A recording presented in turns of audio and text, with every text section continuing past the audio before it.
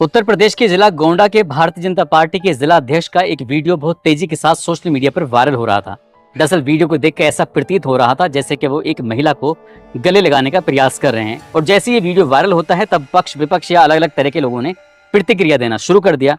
इसके बाद वो खुद सामने आते हैं और सामने आने के बाद कहते हैं कि महिला जब सीढ़ी पर चढ़ रही थी तब वो गिरने लगती है तो उसे फिर वो सहारा देने लगते हैं क्योंकि उसे चक्कर आ रहे थे और जैसा लोग सोच रहे हैं वैसा कुछ भी नहीं है। ठीक महिला ने भी आकर प्रतिक्रिया दी। महिला कहती है कि वो लखनऊ से अपने घर की तरफ आ रही थी, उसको कोई वाहन नहीं मिलता है। इसके बाद फिर वो जिला अध्यक्ष जी से मदद मांगती है और अध्यक्ष जी उसके पास आते हैं और उसको लेकर जाते हैं क्योंकि उसे उस वक्त चक्कर आ रहे थे। लेकिन इस बीच का जो सोशल मीडिया पर वीडियो था वो सीसीटीवी कैमरे का वीडियो था, वो वायरल कर दिया जाता है। अब इसके पीछे की सच्चाई क्या है वो तो जांच के बाद ही स्पष्ट हो सकेगा। लेकिन जिला अध्यक्ष ने भी साथ ही उस महिला ने भी प्रतिक्रिया दी और जो इस वीडियो को अलग अलग चैनल पे अलग अलग वेब पोर्टल पर दर्शा रहे हैं वो भी अपनी तरह तरह की प्रतिक्रियाएं दे रहे हैं। लेकिन इससे ठीक एक दो दिन पहले एक और वीडियो था जो सोशल मीडिया पर बहुत तेजी के साथ वायरल हो रहा था। वो भी व्यक्ति बीजेपी का एक कार्यकर्ता बताया जाता है। साथ ही वो दिखाया ऐसा कुछ जाता है कि हाईवे किनारे कार खड़ी करते हैं और एक महिला के साथ नग्न अवस्था में उसके साथ सेक्स करना शुरू कर देते हैं। यही वीडियो अलग अलग प्लेटफॉर्म पर जब वायरल होता है तो हर जगह ये ट्रेंडिंग में आ जाता है और चर्चा होना शुरू हो जाता है। आज की इस कहानी के माध्यम से जानने की समझने की कोशिश करते हैं कौन है वो बीजेपी का नेता, आखिरकार क्या मामला है क्या नहीं है, यही समझने की ये जानने की कोशिश करते हैं। आज की जो सच्ची घटना मैं आपको सुनाने जा रहा हूँ, ये सच्ची घटना है मध्य प्रदेश के जिला मंदसौर की। दरअसल 22 मई 2025 को सोशल मीडिया के एक्स हो, फेसबुक हो या इंस्टाग्राम हो या फिर यूट्यूब हो, अलग अलग प्लेटफॉर्म पर वीडियो वायरल हो रही थी। ये बताया जाता है कि वीडियो 13 मई 2025 की देर रात का था। दिल्ली से मुंबई के लिए एक्सप्रेस वे गुजर रहा है और भानपुरा थाना क्षेत्र जो कि मंदसौर जिले में लगता है, इसी का एक नीमथुर एक जगह लगती है, उसका एक पॉइंट है। पॉइंट पर आकर MP 14 CC 4782 एक कार है आकर रुक जाती है। ड्राइवर की जो सीट पर व्यक्ति बैठा हुआ है वो कार से उतरता है। उतरने के बाद उसके ठीक पीछे वाली जो सीट थी उस पर एक महिला बैठी हुई थी, लेकिन उस महिला ने किसी भी तरह के कोई कपड़े नहीं पहने हुए थे। जैसे ही दोनों खिड़की खुलती हैं, दोनों उतरते हैं। उतरने के बाद वो दोनों एक दूसरे के साथ शारीरिक संबंध बनाना शुरू कर देते हैं। कुछ सेकंड कुछ देर तक वो रुकते हैं। उसके बाद शायद उन्हें ऐसा लग रहा था कि जैसे हाईवे पे गुजरने वाले जो वाहन है उनकी शायद नजर न पड़ जाए, तो वो थोड़ा साइड से हो जाते हैं। जब दूसरे साइड से जाने के बाद फिर से उसी स्थिति में आ जाते हैं जिस स्थिति में पहले थे, एक दूसरे के साथ शारीरिक संबंध बनाना शुरू कर देते हैं। इसके बाद वो यहाँ से हटते हैं। यहाँ से हटने के बाद हाईवे के पास पहुंचते हैं, बीचों बीच जाते हैं और वहां जाने के बाद डांस करना शुरू कर देते हैं। आदमी है उसने कपड़े पहने हुए थे, लेकिन जो महिला है, स्त्री है, उसने कोई भी कपड़ा नहीं पहना हुआ था। वो नहीं जानते थे कि जो ये सब कर रहे हैं, भले ही रात का अंधेरा हो, लेकिन ये सब कुछ कैद हो रहा था, वो भी सीसीटीवी कैमरे में। हाई रेजोल्यूशन के कैमरे लगे हुए थे, उसमें जब ये सब कैद हो रहा था। इसी बीच में यहाँ पर जब उनकी जाने की तैयारी चल रही थी तो नेशनल हाईवे के कुछ कर्मचारी वहां पर पहुंच जाते हैं, जिनकी संख्या बताई जाती है या तो 6 थे या फिर 8 थे। उन्होंने आने के बाद इन दोनों को रोका। रोकने के बाद कहा कि आप अभी कुछ देर पहले लगभग 8 से 10 मिनट तक जो कर रहे थे, पता है कि ये सब आपका कैमरे में कैद हो रहा था। उन्हें लगा था कि शायद ये सब मजाक कर रहे हैं या झूठ बोल रहे हैं। हो सकता है कि इनकी नज़र पड़ी हो और नज़र पड़ने की वजह से ही ये शायद इनको ब्लैकमेल करने की कोशिश करें।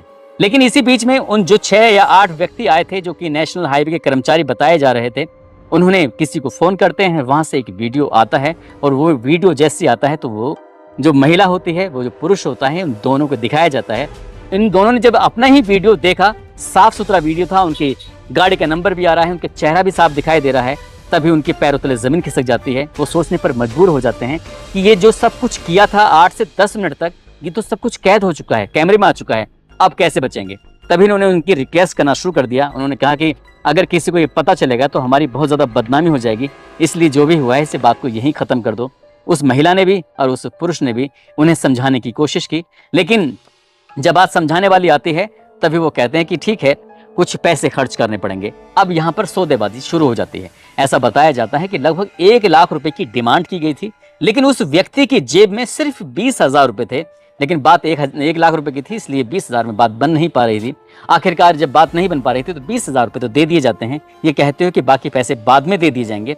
एक काम करो, तुम हमारा नंबर अपने पास रख लो, लेकिन इस वीडियो को सोशल मीडिया पर बिल्कुल भी वायरल मत करना, क्योंकि उन्होंने धमकी दी थी कि हम तुम्हारा वीडियो सोशल मीडिया पर वायरल कर देंगे। आखिरकार वक्त कुछ आगे बढ़ जाता है। ये महिला ये पुरुष भी यहाँ से चले जाते हैं। जाने के बाद ये 14 तारीख, 14 मई, 15 मई, 16, 17, 18, 19, 20 लगभग 8 दिन तक ऐसे ही प्रतिक्रिया, ऐसे ही बातचीत, ऐसे ही सूझबूझ से काम लेने की कोशिश कर रहे थे ताकि वीडियो सोशल मीडिया पर वायरल ना हो।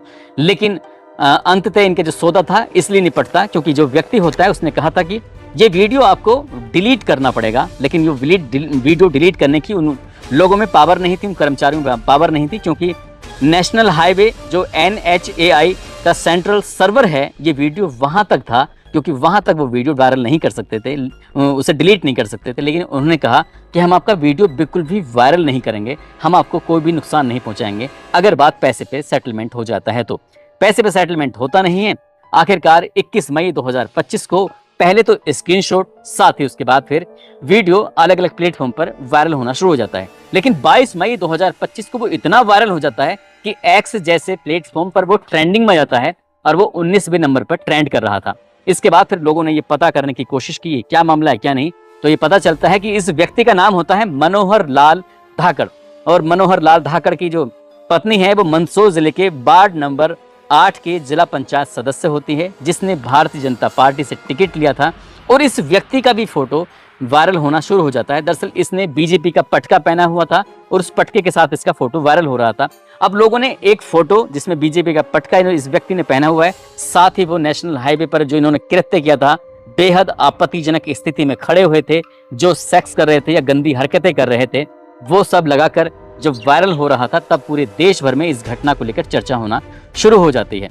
अब लोगों ने कुछ तरह तरह की प्रतिक्रियाएं देना शुरू कर दिया, खासकर ये भी बताना शुरू कर दिया ये बीजेपी का कार्यकर्ता है ही नहीं, लेकिन जो इस व्यक्ति की पत्नी होती है वो वार्ड नंबर 8 की जिला पंचायत सदस्य होती है, जिसको भारतीय जनता पार्टी ने अपना उम्मीदवार घोषित किया था, ये जो समर्थन दिया था, क्योंकि वहां पर कोई चुनाव चिन्ह नहीं मिलता बल्कि समर्थन मिलता है। कुछ इसी तरह का था। उसके बाद फिर 23 मई 2025 को भानपुरा थाना क्षेत्र में आखिरकार FIR दर्ज कर लिया जाता है और FIR में BNS की धारा 296, 285, 3/5 की तहत FIR दर्ज कर ली जाती है और महिला को भी सह आरोपी बनाया जाता है। अब इसके बाद गिरफ्तारी के लिए दबिश देना शुरू कर दिया जाता है।